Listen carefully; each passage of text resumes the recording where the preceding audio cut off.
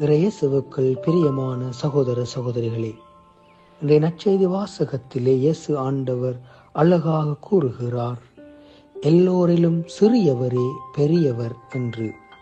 எங்களுடைய வாழ்க்கையில் நாங்கள் பெரியவராக வேண்டும் என்று சொல்லி நாங்கள் பலவிதமான செயற்பாடுகளில் ஈடுபடுகிறோம்.